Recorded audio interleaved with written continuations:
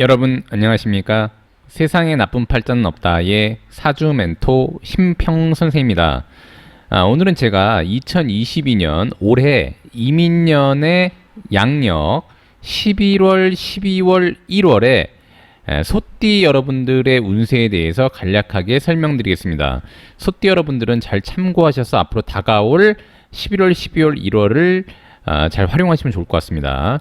자, 우선 이 소띠 같은 경우에는 이제 뭐 여러 가지 뭐 얘기가 있는데, 이제 고전에 나와 있는 얘기 중에 하나는 이제 이 축이라는 글자가 보통 우리가 이제 금기, 즉 이제 오행 중에 목화 토금수가 있는데, 금기의 묘고라고 해서 한마디로 이제 금기를 저장하고, 그러니까 좋게 얘기하면 저장하는 역할이 되고요. 또 안 좋게 얘기하면 이제 묘라는 것은 금의 기운이 굉장히 약화되는 그 방위나 위치, 그 시점을 의미하는데, 그렇기 때문에 일반적으로 이제 소띠라고 하는 여러분들이 기본적으로 다른 분들보다는 폐호흡기나 대장, 그다음에 이제 여성분들 같은 경우에는 이제 가슴 쪽, 이런 쪽을 좀 유의해야 되는 그런 이제 기운을 갖고 있다고 일단 보시면 됩니다.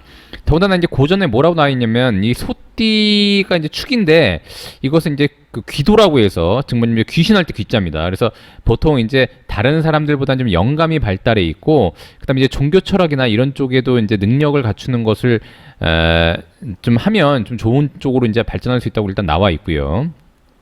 그 다음에 축이라는 글자는 이제 애기라고 해서 보통 이제 다른 사람에 비해서 약간 그 이유도 없이 좀 몸이 좀 많이 이렇게 좀 아프다거나 별다른 그 특별한 이유가 없이 여러 가지 약간 잔병 치레를 하는 그런 기운이 있다고 일단 설명이 되어 있는데, 그럼에도 불구하고 이제 그 수명은 좀 길다고 일단 나와 있습니다.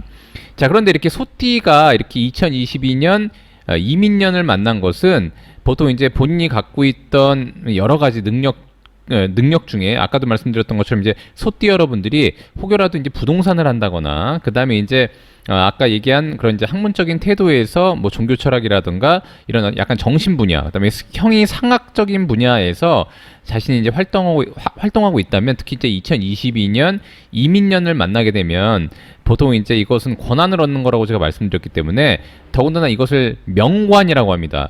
축 중에는 이렇게 기토가 있는데, 이것은 이 소라는 글자, 즉 축이라는 글자의 본기가 됩니다. 그러니까 현재의 기운이 되고, 인 중에는 이렇게 갑이라는 글자가 있죠. 이렇게 갑. 그래서 이 갑은 기와 이렇게 합을 하게 되는데, 즉 기가 볼 때 갑은 곧 관에 해당이 되기 때문에 보통 이제 소띠 여러분들이 즉 작년까지, 즉 축년, 그러니까 작년이 바로 소띠 여러분들한테는 본명년이 되는데, 그때까지 잘 준비가 되어 있다면, 왜냐하면 축년은 같은 소띠 해가 되니까, 그것은 여기도 축이라고 나와 있지만 그것은 화계가 됩니다. 화계라는 것은 공부하기에 굉장히 좋은 그 글자가 되는 것이고, 그래서 소띠 여러분들이 2021년까지 잘 준비가 되었었다면 2022년 이 이민년에 뭔가 권한을 얻고 직급에 상승하는 그런 효과를 일단 볼 수가 있게 되는 것이죠. 자, 그래서 어쨌거나 소띠가 인을 만나면 기본적으로 좀 좋은 쪽으로 발전할 수 있다고 일단 고전에 나와 있습니다. 자, 그런데 11월, 12월, 1월 같은 경우에는 방위로 보면 수의 방위가 됩니다. 해자축은, 즉 이제 계절로 보면 겨울이 되고 수가 굉장히 왕성해지는 시점이 되는데, 제가 늘 말씀드렸듯이 2022년 이민년의 11월, 12월, 1월 아니겠습니까? 그러니까 사실 이제 이 11월, 12월, 1월이 아무리 날고 기어봐야 이민년 소속이 되는 것이죠. 실제로는 우선은 11월, 12월, 1월에 이 해자축이라는 것은 인과 연관이 있다고 보시면 됩니다. 왜냐하면 연은 계속 바뀌는데 월은 계속 뱅글뱅글 돌지 않습니까? 그러니까 11월, 12월, 1월은 어떤 년이 되더라도 계속 해자축 월이 되는 것이죠. 근데 이제 중요한 것은 뭐냐면은 어느 년에 11월, 12월, 1월이냐가 중요하게 되는 것이죠. 근데 여기 같은 경우는 이제 이 11월, 12월, 1월의 해자축의 방위는 곧 수가 왕성한 방위가 됩니다. 그래서 이제 보통 이제 겨울이라고 얘기를 하게 되는데, 사실 이제 명리학에서는 12월, 1월, 2월까지가 좀 춥긴 하지만, 그러니까 실제 그 계절에서는, 근데 명리학에서는 이제 이렇게 해자축 월이, 즉 그 수의 방위가 돼서 겨울이 됩니다. 물론 이제 양력으로 딱 떨어지는 것은 아닌데 대략 한 7일에서 한 10일 정도의 약간 오차가 있습니다. 그래서 그건 좀 감안하시고. 자, 그럼 어쨌거나 이제 이 수라는 방위는 이렇게 수생목해서 목을 굉장히 왕성하게 해주는 그런 월이 되는 것이죠. 그러니까 즉 이민년의 요 인이라는 글자는 11월, 12월, 1월이 되면 좀 더 왕성해지는 것이죠. 왜냐면 수가 목을 이렇게 생하게 되는 것이니까 이렇게 생하게 됩니다. 이렇게 생하게. 자, 그런데 아까 제가 뭐라 그랬냐면 이 소띠가 볼 때 인년, 즉 이민년은 관이 돼서 이게 관이 됩니다. 관. 이걸 명관이라고 한다고 제가 말씀드렸잖아요. 이게 관이 됩니다. 관이 이렇게 이쁘게 이렇게 관이 되는데 자신을 비록 극하긴 하지만은 이것은 플러스가 됐고 이건 마이너스가 되기 때문에 이렇게 마이너스가 된다. 이건 플러스가 되고 이건 마이너스가 되기 때문에 서로가 유정해서 이것을 곧 명관이라고 해서 소띠 여러분들의 직급의 상승이나 명예의 상승을 꾀할 수 있는데 요 해자축월은 소띠가 볼 때는 이것은 곧 재물에 해당하는 월이 되는 것입니다. 그래서 재물이라고 하는 것은 재생관한다. 재물이 이렇게 본인의 이렇게 관직을 이렇게 생하는 그런 어떤 기운을 가지고 있기 때문에 소띠 여러분들이 11월, 12월, 1월에 재물을 획득하는, 그러니까 재물의 획득이라고 하는 것은 뭐냐면 무조건 돈이 생긴다는 의미로 보기보다는 뭔가 자신의 노력에 대한 대가를 확실하게 얻을 수 있는 월이다라고 일단 보시면 됩니다. 그래서 그런 것들이 2022년 이민년의 명예를 상승시킬 수 있다라고 일단 보시면 됩니다. 근데 좀 주의할 것은 뭐냐면 2022년 이민년의 요 인이라는 글자는 소띠가 볼 때는 즉 겁살에 해당이 됩니다. 그래서 보통 이제 겁살이라고 하는 것은 본인의 경쟁력에 따라서 그 의미가 달라지는데 본인이 경쟁력을 갖추고 있다면 남의 관직이나 남의 직위, 즉 남이 승진할 것을 본인이 좀 더 경쟁력을 높여서 자신이 가져오는 것을 의미하게 되는 것이죠. 즉 겁살은 남과의 경쟁에서 이길 수 있는 기운을 의미하기도 하지만